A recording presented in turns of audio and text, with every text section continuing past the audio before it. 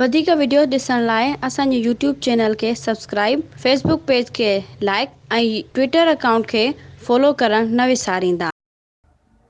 अस्सलाम वालेकुम नाज़रीन, मां आहियां कलसूम किचन मां तव्हां सां गॾु। अॼु असां ठाहे रहिया आहियूं मुर्गीअ जी कलेजी, मसाले वारी कलेजी। हीअ मुंहिंजी अधु किलो कलेजी आहे। हिकिड़ो वॾो थोरो बसरु आहे, हिकु चमिचो वॾो थूम अदरक आहे, 2 टमाटा आहिनि, कद्दूकस थियल आहिनि, बसर बि टमाटा बि। हीअ आहे तिक्का मसालो, 2 चमिचा ही नंढा, सुका धाणा, बाक़ी त लूणु मिर्च आहिनि, दही आहे ऐं हिन में विझंदसि मां हींअर 2 चमिचा सिरके जा ऐं 1 चमिचो थूम जो ऐं 1 चमिचो अदरक जो पाउडर जो। इनखे मां मिक्स करे एतिरी देरि सिर्फ़ु रखंदसि जेतिरी देरि में मां मसालो भुञी वठंदसि, बसि इन खां ज़्यादा न। उहो सिर्फ़ु इन करे त कलेजीअ में, मुर्गीअ जी कलेजीअ में अक्सर थोरी जेको आहे न हूंदी आहे, हे ॾिसो छिछ वग़ैरह हूंदी आहे जेका खाइण में पोइ न वणंदी आहे, त इन सां उहा ख़तमु थी वेंदी आहे। हूअं ईअं बि कबो आहे, गरम पाणी करे तव्हां उन में 2 सेकंड विझंदव, उन सां बि जेको आहे सो ख़तमु थी वेंदी आहे छिछ हिनजी। इनखे मां मिक्स करे सिर्फ़ु एतिरी देरि छॾींदसि जेतिरी देरि मां मसालो ठाहींदसि। हेॾा मुंहिंजी कढ़ाई गरम थी चुकी आहे, उन में मां विझंदसि तेल, 1/2 कोप तेल जो मूं विधो आहे। हीअ मूं सिर्फ़ु इन लाइ खयो आहे त जीअं मां तव्हांखे नापे ॾेखारे सघां। थोरो मुंहिंजो तेल अञा गरम थिए त हिन में बसर विझंदसि मां।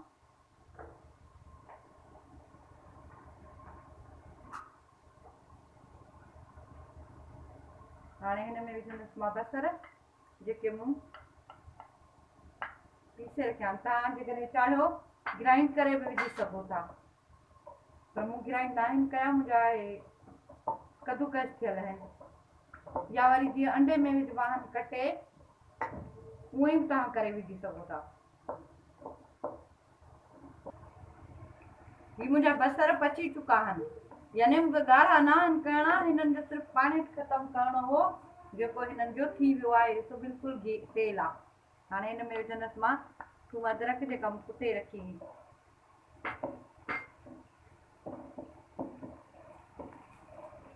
हिनखे बि 2 मिंट भुञंदसि त जीअं इन जो बि कचोपन ख़तमु थी वञे।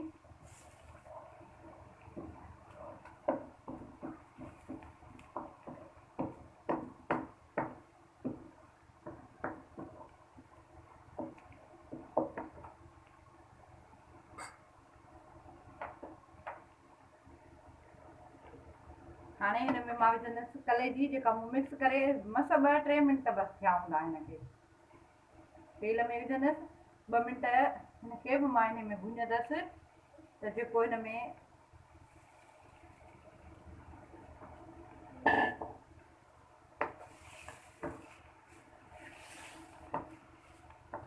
हिनखे ढक वक मां न लॻाईंदसि, बसि ईअं ई तेल में हिनजी थोरी मां भुनाई कंदसि।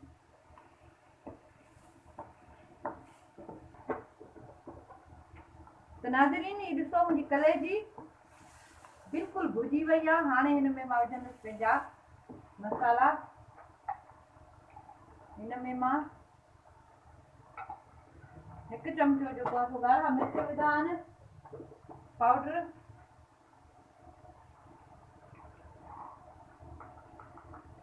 1/2 चमिचो हेड विधी आहे,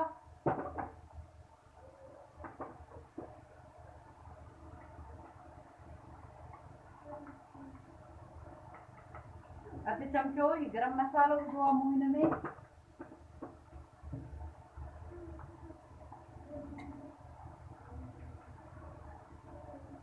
हिकु चुटकीअ जेतिरी मां हिन में जेको आहे सो मेथी विधी आहे।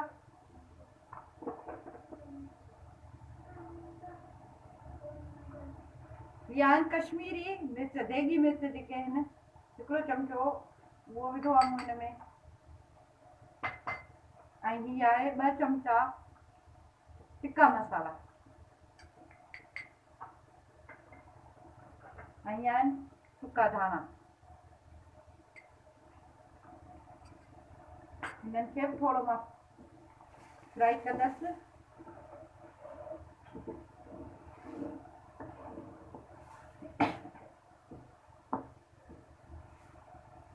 वाओ, एॾी ज़बरदस्त ख़ुशबू आहे, तव्हां ज़रूरु ट्राई कजो। ऐं हाणे हिन में मां विझंदसि जेको मूं टमाटा तव्हांखे ॾसिया प्यूरी करे मूं रखिया, ऐं ही 2 चमचा बसि दहीअ जा।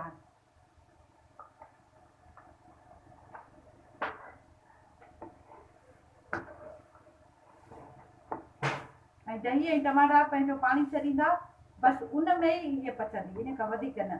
हल्की बाहि ते मां हिनखे 5 मिंट बसि ढक लॻाईंदसि त हीअ मुंहिंजी कलेजी मुर्गीअ जी तयारु आहे। हूअं बि मुर्गीअ जी कलेजी जल्दी पचंदी आहे।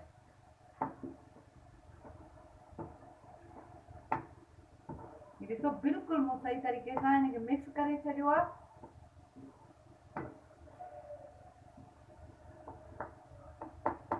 जेकॾहिं तव्हां चाहियो ग्रेवीअ वारी त हीअ जंहिं महिल भुॼी वञे त हिन में बसि थोरो एतिरो पाणी विझो जेतिरी तव्हांखे ग्रेवी खपे।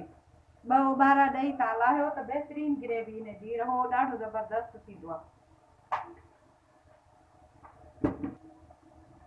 त नाज़रीन, इहा मुंहिंजी कलेजी बिल्कुलु तयारु आहे। तव्हां सॼी वीडियो ॾिठी सोचो हिन में लूणु त विधो ई न आहे, त उहो मां आख़िर में विझंदसि। लूणु विझण सां कलेजी पंहिंजो पाणी घणो छॾींदी आहे ऐं सख़्तु थी वेंदी आहे।